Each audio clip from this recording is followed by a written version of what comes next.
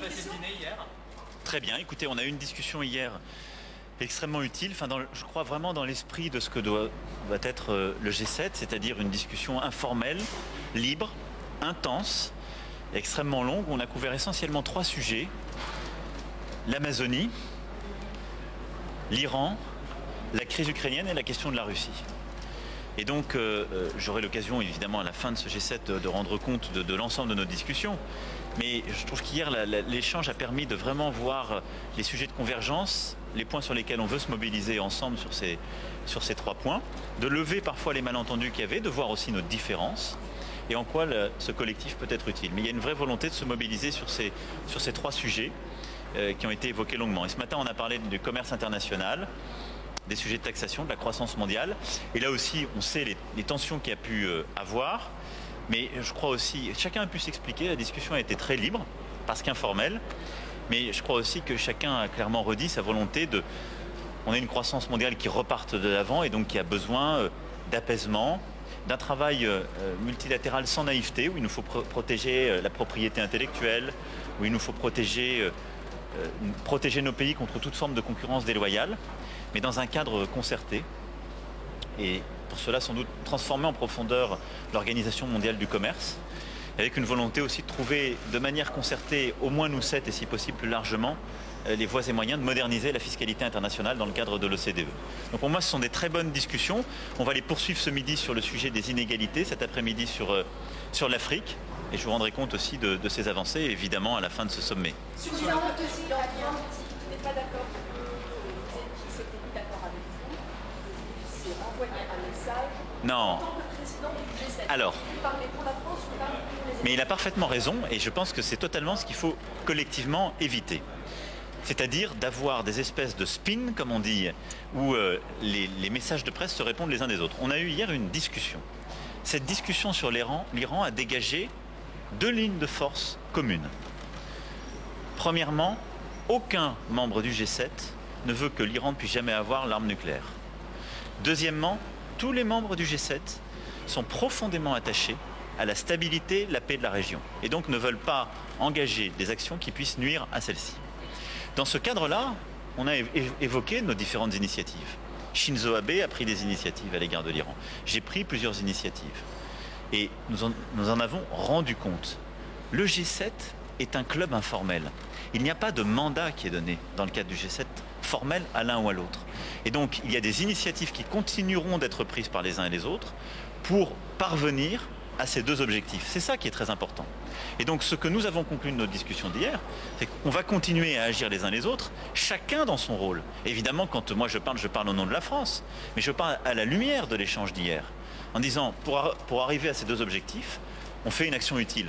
Mais le G7, ce n'est pas une instance où on donne un mandat formel. Nous ne sommes pas une organisation structurée où il y a des mandats et des compétences. On est 7 pays souverains, 7 puissances souveraines qui se mettent d'accord autour de la table. Est-ce que les 7 étaient vraiment d'accord que la politique de pression maximale des États-Unis est en train de donner des résultats? C'est ce que les Américains nous disent. Ce qui est important, c'est qu'on arrive à ce résultat final. Et je pense que nous sommes tous utiles dans cet échange. S'il n'y avait pas eu les Européens pour rester dans le cadre du JCPOA, l'Iran en serait sorti. Donc, c'était utile que certains y restent. S'il n'y avait pas eu politique de sanctions et de pression, il y aurait peut-être moins de volonté de bouger sur d'autres sujets de la part des Iraniens. Donc, vous savez, ce qui compte aujourd'hui, c'est d'arriver à ces 2 effets finaux. Moi, j'essaie d'être le plus humble et pragmatique possible. On veut quoi? Plus de visibilité pour pas qu'il y ait d'armes nucléaires en Iran et la stabilité. La situation est fragile, on doit tous être mobilisés et à la fin de la partie, ce sera une très bonne discussion de savoir qui a fait quoi et c'est grâce à qui. Moi, je suis même prêt à dire que c'est grâce à qui on veut.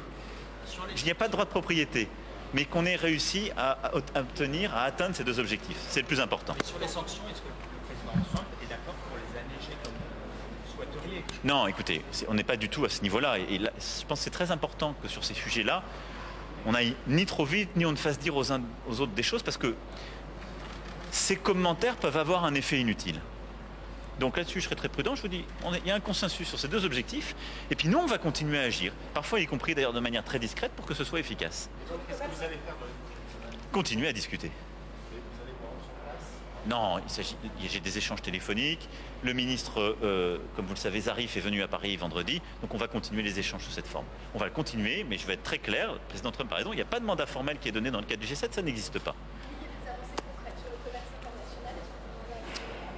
Je souhaite, alors on a eu une très bonne discussion, et j'espère qu'on pourra, dans les prochains jours, réussir vraiment à finaliser notre volonté claire de moderniser en profondeur l'Organisation mondiale du commerce et d'agir ensemble sur la taxation dans le cadre de l'OCDE. Là, je pense que c'est vraiment deux choses utiles. Mais je souhaite aussi qu'on puisse avoir un message très clair et positif, qui d'ailleurs était vraiment ce qui ressortait de notre discussion ce matin, sur la nécessité de stabiliser la situation mondiale, de pacifier la situation mondiale. Je crois que tout le monde est attaché à cela. Et donc ces deux sujets très concrets sur l'OMC et la taxation dans le cadre de l'OCDE, parce que comme vous savez, c'était aussi un sujet de contentieux. Comme on n'arrivait pas à se mettre d'accord à l'OCDE, l'Union européenne a essayé de trouver une taxation sur les activités numériques. Il y a eu cette tension, et c'est d'ailleurs pour ça qu'une dizaine de pays, dont la France, ont pris cette décision d'avoir une taxe, qui à un moment heurtait certaines entreprises américaines. J'ai très clairement dit hier au président Trump, si on trouve une solution ensemble dans le cadre de l'OCDE, nous on ne souhaite pas garder notre taxe. Elle est très imparfaite, notre taxe. C'est beaucoup plus intelligent d'avoir une taxation internationale.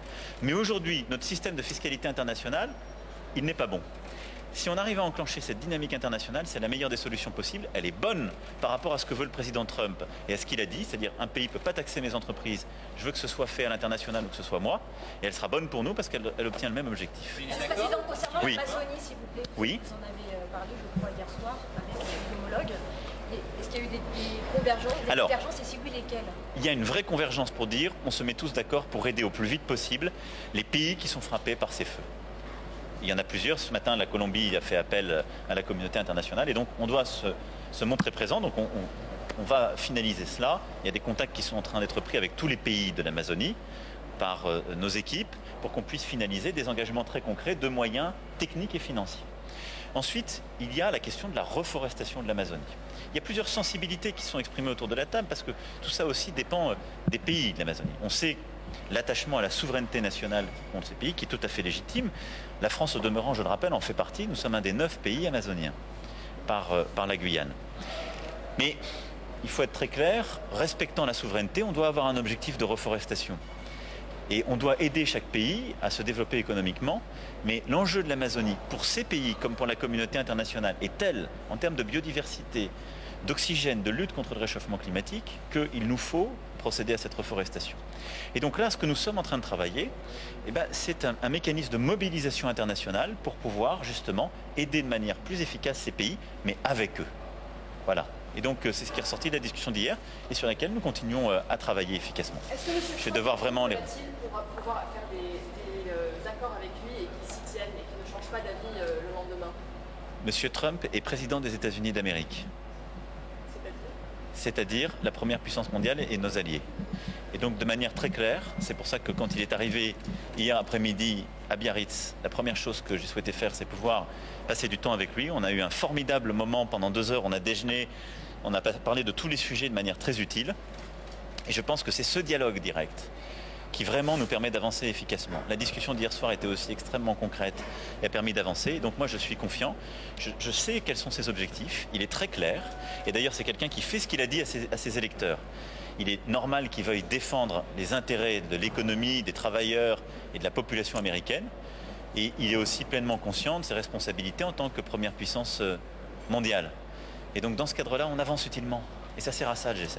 Voilà. Merci. On y retourne. Merci beaucoup. Vous avez parlé de nouvelles tax cuts, new tax cuts, vous avez dit hier en anglais. C'est quoi ces nouvelles? Mais c'est ce qu'a décidé déjà les États-Unis d'Amérique et ce qu'ils s'envisagent à faire. Donc rien de nouveau alors? Pas d'efforts coordonnés au niveau européen? C'est pas au niveau du G7 qu'on décide de faire des coupes budgétaires ou des coupes fiscales. Mais on a clairement dit que dans cet agenda, on devait se coordonner pour réfléchir aux mécanismes de relance de la croissance. Ça peut être des baisses d'impôts chez les uns, ça peut être des simplifications réglementaires, ça peut être de la relance budgétaire, mais on a besoin de boosters pour notre économie mondiale. J'y retourne. Merci à vous. Merci. Mais pourquoi